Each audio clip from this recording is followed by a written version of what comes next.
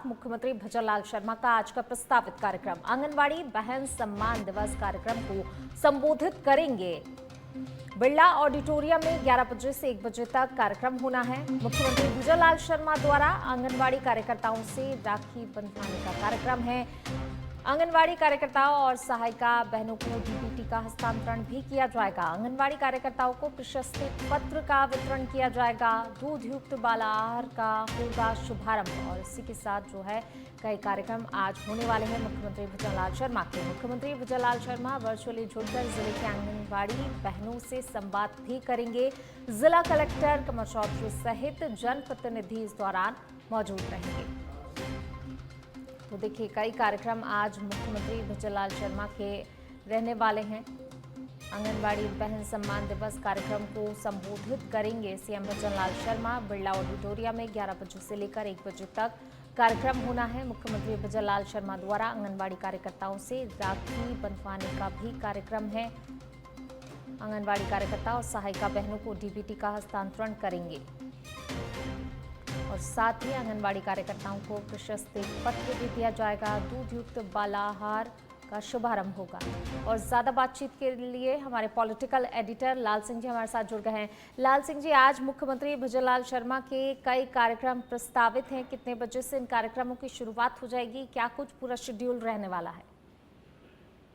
देखिए पूनम, आज आंगनबाड़ी बहन सम्मान दिवस का कार्यक्रम आयोजित किया जाएगा जो 11 बजे से 1 बजे तक बिरला ऑडिटोरियम में आयोजित होगा। प्रदेश भर की तमाम आंगनबाड़ी कार्यकर्ता बहनें जो बेहतर काम कर रही हैं और चूंकि आंगनबाड़ी पर जो काम होते हैं उनका असर खासकर बच्चों के लिए आगे उनके भविष्य पर पड़ता है, आगे उनके जीवन स्तर पर पड़ता है। तो वहां से जो काम की नीड पड़ती है उस असर को देखते हुए, उनके प्रभावों को देखते हुए आज इन तमाम आंगनबाड़ी कार्यकर्ताओं का सम्मान किया जाएगा जिन्होंने बेहतर काम किया है। सरकार की तमाम योजनाओं का जो आंगनबाड़ी के जरिए आम जनता तक, बच्चों तक पहुंचे, उनको लागू करने में बेहतर भूमिका, समर्पण के भाव से काम किया है, निष्ठा से काम किया, उनका सम्मान किया जाएगा। 11 बजे से 1 बजे तक कार्यक्रम रहेगा। मुख्यमंत्री भजनलाल शर्मा इसमें शिरकत करेंगे। साथ ही उन आंगनबाड़ी बहन जिनका सम्मान किया जाएगा उनसे सीएम का संवाद भी रहेगा और फीडबैक भी लिया जाएगा कि और बेहतर क्या किया जा सकता है इस दिशा में काम करने के लिए। इसके साथ ही उनका सम्मान के साथ साथ ही ये फीडबैक भी जैसा ही होता है पूनम दिया जाएगा कि और भी क्या बेहतर किया जा सकता है। इस पर भी सीएम भजनलाल शर्मा चर्चा करेंगे, उनका संबोधन रहेगा। और इसके साथ ही लगातार चूंकि प्रदेश भर में जो बारिश का दौर चल रहा है, कई इलाकों में बाढ़ के हालात बने हुए, उसका लगातार सीएम भजनलाल शर्मा फीडबैक ले रहे हैं। और जहाँ तक आपने कहा कई कार्यक्रम होंगे, इसके बाद कुछ अहम बैठकें भी आज सीएमआर में हो सकती हैं। जी बिल्कुल लाल सिंह जी, साथ ही ये जो आंगनबाड़ी कार्यकर्ता हैं, सहायिका हैं, उन बहनों को डीबीटी का हस्तांतरण भी किया जाएगा। आज कितनी संख्या में ऐसी बहनें जो लाभान्वित होने वाली हैं? और हम लगातार देख रहे हैं कि देखिए महिलाओं को आगे बढ़ाने के लिए, बहनों को आगे बढ़ाने के लिए लगातार प्रयास भी किए जा रहे हैं। तमाम कदम जो है राज्य सरकार की तरफ से उठाए जा रहे हैं, केंद्र सरकार की भी तरफ से कई महत्वपूर्ण कदम उठाए गए हैं महिलाओं को लेकर और आज भी जो है लाभान्वित होने वाली है महिलाएं, बहनें। देखिए पूनम, बिल्कुल आपने ठीक कहा कि महिला उत्थान के लिए लगातार केंद्र सरकार और राज्य सरकार प्रयास कर रही है। मकसद भी है क्योंकि जैसा आपने भी सुना होगा, पीएम मोदी लगातार एक बात कह रहे हैं, देश में 4 जातियां हैं, किसान है, मजदूर है, महिलाएं हैं, युवा हैं। इनको आधार बनाकर कैसे विकास के पैमाने तय किए जाए, कैसे विकास की योजनाएं लाई जाए, इस पर फोकस किया जा रहा है। इसी कड़ी में इस कार्यक्रम को अब इस रूप में देख सकते हैं कि उनका सम्मान इस बात का प्रतीक होगा कि भजनलाल सरकार न केवल महिला उत्थान की ओर फोकस कर रही है बल्कि उनको प्रोत्साहित भी कर रही है कि वो अच्छा काम कर रहे हैं। आपने ठीक कहा है क्योंकि महिलाओं के लिए लगातार योजनाएं लाई जा रही हैं, चाहे उनकी सुरक्षा की बात हो, चाहे उनकी शिक्षा की बात हो, चाहे उनको सामाजिक सरोकार से जुड़े विषयों की बात हो या उनको खुद को आर्थिक संबल बनाने की बात हो। इन सभी विषयों को लेकर कैसे महिलाएं आगे बढ़े, क्योंकि जब तक देश की आधी आबादी आगे नहीं बढ़ेगी तब तक हम विकसित भारत के सपने को या विकसित राजस्थान के सपने को साकार नहीं कर सकते। तो ऐसे में साफ है, कोई भी सरकार हो, चाहे केंद्र सरकार हो, राज्य सरकार हो, आपको महिला उत्थान पर फोकस करना होगा और इसी दिशा में भजनलाल सरकार भी काम कर रही है। बिल्कुल, शुक्रिया आपका लाल सिंह जी इस तमाम बातचीत के लिए। तो बिल्कुल देखिए महिलाओं के लिए खास तौर से कदम उठाए जा रहे हैं और आज भी महिलाओं को प्रशस्ति पत्र दिया जाएगा। आंगनबाड़ी कार्यकर्ता बहनें जो हैं उन्हें प्रशस्ति पत्र दिया जाएगा, सम्मानित किया जाएगा। साथ ही जो राखी बंधवाने का कार्यक्रम है वो भी होगा। तो कई सारे आज मुख्यमंत्री भजनलाल शर्मा के कार्यक्रम प्रस्तावित हैं।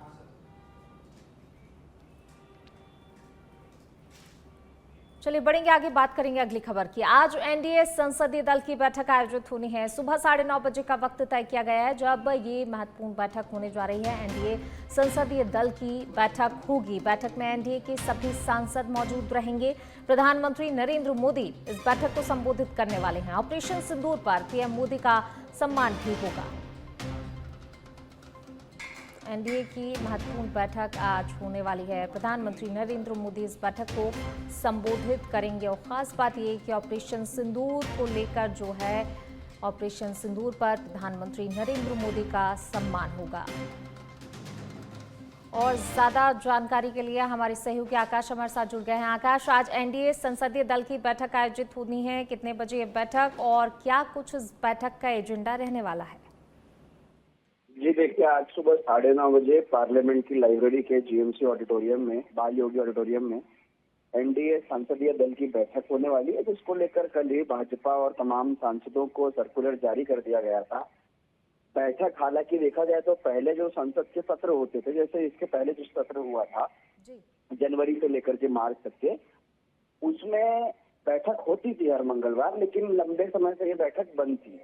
हालांकि आज 5 अगस्त है और 5 अगस्त वही तारीख है जब कई ऐसे बड़े बिल और तमाम चीजें हमने लोकसभा राज्यसभा में देखी है। आज ही के दिन कश्मीर से भी धारा 370 हटाने का काम जो एक तरीके से हुआ था, वो आज ही से शुरू हुआ था। अमित शाह ने सदन पे पटल पर ये तमाम कागजात रखे थे। तो आज 5 तारीख है, इस पर भी सब लोगों का फोकस है कि क्या कुछ आज एक नया बिल सरकार की ओर से आएगा, क्योंकि प्रधानमंत्री ने भी राष्ट्रपति से मुलाकात की है और केंद्रीय गृह मंत्री अमित शाह ने भी राष्ट्रपति से मुलाकात की है। तो ये पूरी बैठक में क्या कुछ होता है, पूरा होता है एनडीए के सांसदों के लिए, भाजपा के सांसदों के लिए कि सदन में मौजूद रहे। और खास बात ये कि इस बैठक में ऑपरेशन सिंदूर को लेकर प्रधानमंत्री मोदी का सम्मान भी एनडीए के सांसद आज करने जा रहे हैं। पूनम। बिल्कुल आकाश, जैसा कि आपने बताया यहाँ पर कि देखिए राष्ट्रपति से मुलाकात होनी है प्रधानमंत्री नरेंद्र मोदी की, और साथ ही आज एक कह सकते हैं एक बड़ा दिन भी, जिस तरीके से 5 अगस्त का जो ये दिन है, कह सकते हैं कुछ बड़ा होने वाला है। कुछ और भी संकेत क्या इस और इशारा कर रहे हैं ये? जी देखिए, एनडीए के सांसदों के साथ बैठक में कई सारी चीजों पर चर्चा हो सकती है। सबसे पहले उपराष्ट्रपति का जो चुनाव का नोटिफिकेशन जारी हुआ है उसको लेकर चर्चा हो रही थी। वोटिंग अगले ही महीने होनी है। सकता है एक संयुक्त उम्मीदवार को लेकर चर्चा हो, किसे बनाया जाए या किसके नाम की चर्चा वहां पर होगी, ये भी जल्द हमें पता चलेगा। इसके साथ ही कोई बिल पर चर्चा हो सकती है। हो सकता है कि सरकार कोई, जो हमें जानकारी मिल रही थी, कोई स्पोर्ट्स बिल सरकार जिस पर विचार कर रही है, वो हो सकता है कि आज पटल पर रखा जाए। तो ऐसे में ये तमाम बिल को लेकर भी एनडीए संसदीय दल में चर्चा हो सकती है। देखना होगा किस प्रकार से चर्चा के बाद क्या कुछ बयानबाजी हमें लोकसभा और राज्यसभा के बाहर मीडिया गैलरी में देखने को मिलती है, या फिर पटल पर जाकर सदन में क्या कुछ सरकार के मंत्री रखते हैं। पूनम। शुक्रिया आकाश इस तमाम जानकारी को साझा करने के लिए। तो देखिए बिल्कुल नजरें होंगी इस बैठक में कि आखिरकार क्या कुछ इस बैठक के बाद चीज़ें सामने निकल कर आती हैं। फिलहाल 9:30 बजे बैठक होनी है। महत्वपूर्ण बैठक एनडीए संसदीय दल की आज होने वाली है। कि जेडीए का स्थापना दिवस आज है। आज मनाया जाएगा जेडीए का 43वां स्थापना दिवस। शहरवासियों को जेडीए से मिल सकती है सौगात। शहर के विकास के लिए कई योजनाओं की घोषणा भी संभव है। स्थापना दिवस के मौके पर जेडीए में पूजा अर्चना होगी। जेडीसी आनंदी, जेडीए सचिव निशांत जैन सहित अधिकारी कर्मचारी पूजा में शामिल होंगे।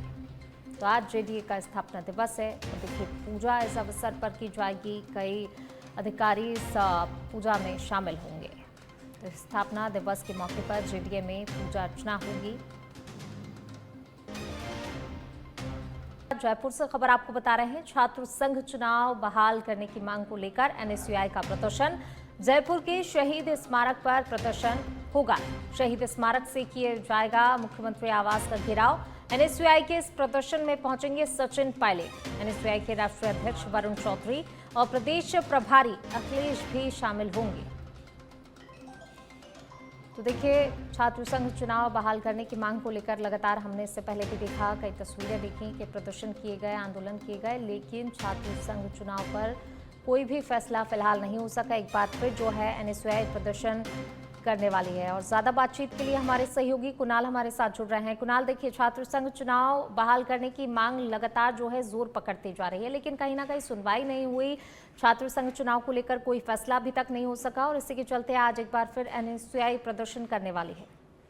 देखिए, आज एनएसयूआई का बड़ा प्रदर्शन होगा जिसमें तमाम जिलों के जो पदाधिकारी हैं, जिला अध्यक्ष हैं, वो इस प्रदर्शन में शामिल होंगे। इसके साथ ही जो प्रदेश प्रभारी हैं अखिलेश, वो भी प्रदर्शन में आएंगे। इसके साथ ही एनएसयूआई के जो राष्ट्रीय अध्यक्ष वरुण चौधरी, वो भी इस प्रदर्शन में शामिल होंगे। इसी के साथ सचिन पायलट भी जो है इस प्रोटेस्ट में शामिल होंगे। बड़ी संख्या में जो एनएसयूआई के कार्यकर्ता हैं वो शहीद स्मारक पर 10 बजे से पहुंचना शुरू होंगे और करीब 12 बजे जो है मुख्यमंत्री आवास का जो घेराव है वो किया जाएगा, क्योंकि लंबे समय से जो है मांग चल रही है कि छात्र संघ चुनाव को बहाल किया जाए और अगस्त माह में जो छात्र संघ चुनाव है उसकी घोषणा हो जाती है।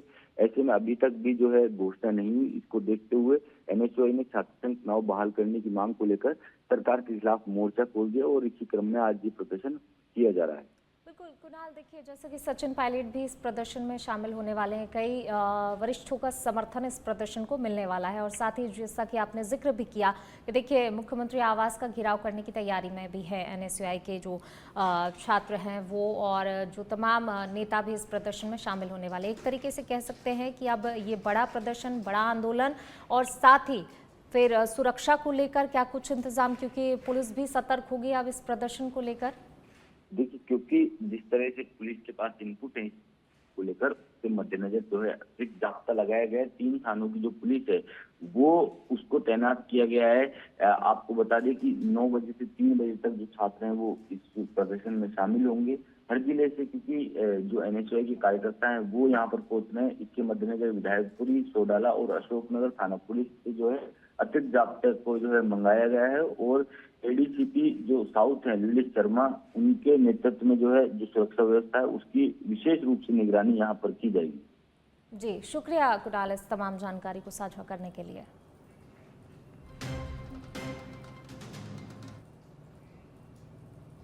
चलिए बढ़ेंगे आगे, बात करेंगे अगली खबर की। राज्यपाल हरिभाऊ बागड़े का प्रस्तावित राज्य संबंध का दौरा। आज राज्यपाल आएंगे पिपलात्री गांव। सुबह 10 बजे पिपलात्री गांव पहुंचेंगे राज्यपाल। पर्यावरण से संबंधित कार्यक्रम में शिरकत भी करेंगे। सुबह 10 बजे पहुंचेंगे राज्यपाल। पर्यावरण से संबंधित कार्यक्रम में शिरकत करेंगे।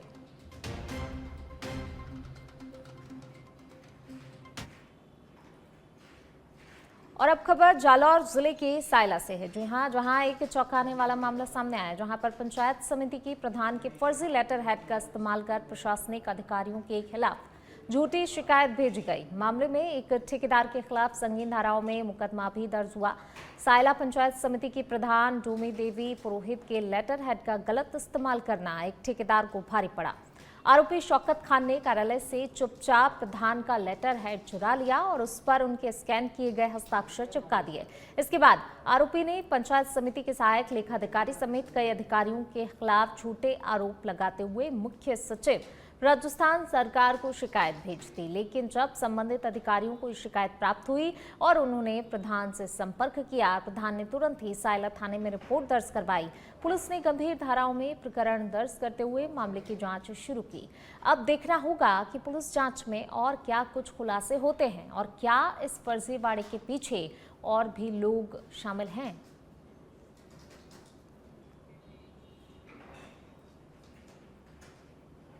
चलिए बढ़ेंगे आगे, बात करेंगे भरतपुर की, जहां भरतपुर की घड़ी सवालदास गौशाला में गायों की हालत बेहद खराब है। कहने को भरतपुर की सबसे बड़ी गौशाला है, लेकिन सबसे बड़ी गौशाला में गायें तड़प तड़प कर मर रही हैं। जमीनी हकीकत यह है कि यहाँ गायों के लिए ना तो खाना है, ना ही पानी की कोई व्यवस्था, न दवा, न इलाज मिलता है। सनातन धर्म में पूजनीय गौ माता की इस दशा पर कई सवाल अब खड़े हो रहे हैं। केंद्र और राज्य सरकारें गौ माता की सेवा और संरक्षण के नाम पर करोड़ों रुपए खर्च कर रही हैं, तो फिर ये पैसे का उपयोग आखिरकार कहां हो रहा है। सच में धड़क की टीम यहाँ मौजूद है। ये गौशाला आप मेरे पीछे देख पा रहे होंगे, ये है गढ़ी श्यामलदास गौशाला। भरतपुर की सबसे बड़ी गौशालाओं में गिनी जाती है। जब सच में धड़क टीम यहाँ की ग्राउंड रिपोर्ट देखने के लिए पहुंची तो पाया गया है कि यहाँ गायों का जीवन बड़ा ही नारकीय जीवन है। गौ माता जो यहाँ रह रही हैं उनके जीवन की जो झलकें मैं आपके सामने दिखा पा रही होंगी कि ये कितने कठिन तरह से ये अपना यहाँ पे समय बिता रही हैं। गौ माता जो हमारी माता है, जिसका हमारे हिंदू धर्म में, सनातन धर्म में बड़ा ही सम्मान रहा है, बड़ा ही एक सम्मानीय स्थान रहा है। जब गौ माता की दुर्दशा यहाँ पर देखी तो बड़ा ही दुख होता है ये देखकर। सामने आप देख पा रहे होंगे ये मृत गाय है। इसी तरह से मृत और बीमार गाय बिना किसी देखभाल के यहाँ बीच बीच में पड़ी हुई हैं और गौ माता की सुध लेने के लिए यहाँ पर कोई भी नहीं है। ये है गौ माता का जीवन, ये है वो गौ माता जो हमारी सम्मानीय पूजनीय रही है। और गौ माता के यहाँ पे जो क्षेत्र है ये आपने अभी देखा, एक सामने आप देख पा रहे होंगे वहाँ उस बाड़े के अंदर बहुत सी गायों को इकट्ठा करके बंद किया हुआ है, जिसके अंदर जब सच में धड़क टीम गई तो वहाँ गाय इस उम्मीद से हमारी तरफ बढ़ी कि शायद हमारे पास उनके खाने के लिए कुछ होगा। गौ माताएं बड़ी उम्मीद से मेरी तरफ आ रही हैं कि शायद ये भूखी प्यासी गौ माताओं के लिए मेरे पास कुछ होगा खाने पीने के लिए। बड़ा ही हृदय को व्यथित कर देने वाला सीन है। ये गौ माताएं बड़ी उम्मीद से हमारी ओर देख रही हैं कि इनके खाने और पीने के लिए इनके पैसे आए होंगे। ये बहुत बड़ी गौशाला, ये भरतपुर की बहुत बड़ी गौशाला श्यामलदास गौशाला में इस समय हम मौजूद हैं। और यहाँ गायों का जो जीवन है, जो आप नारकीय जीवन सामने देख पा रहे होंगे। बीमार गायों की केयर करने के लिए कोई नहीं है, मृत गायों को उठाने के लिए कोई नहीं है। इन गायों के चारे पानी की व्यवस्थाएं ना होने की वजह से आपको दिखाई दे रहा होगा गायों की हड्डियां नजर आ रही हैं। ये गौ माता जिस तरह से यहाँ पे एक बहुत ही कठिन तरह से अपने समय को बिता रही हैं। इस गौशाला का प्रशासन है कुछ कर पाएगा क्या, कुछ इनके लिए बेहतर हो पाएगा? ये सारी न्यूज अपडेट देने के लिए मैं आपके साथ लगातार बनी हुई हूँ। भरतपुर से मैं रीना, सच बेधड़क। चलिए बढ़ेंगे आगे, बात करेंगे अगली खबर की। जोधपुर के ऊसिया से बड़ी खबर आपको बता रहे हैं। हार्डवेयर की दुकान में भीषण आगजनी। देर रात आगजनी के बाद दुकान में रखा लाखों रुपए का सामान जलकर राख हो गया है। गले में रखे 2 लाख रुपए भी जलकर राख हो गए। शॉर्ट सर्किट से बताया जा रहा है आगजनी हुई। रात करीब 1 बजे हुई भीषण आगजनी की सूचना के बाद ग्रामीणों ने मौके पर पहुंचकर आग बुझाने का बड़ा प्रयास किया था। देखिए भीषण आगजनी की घटना हुई है, शॉर्ट सर्किट के चलते ये आगजनी हुई।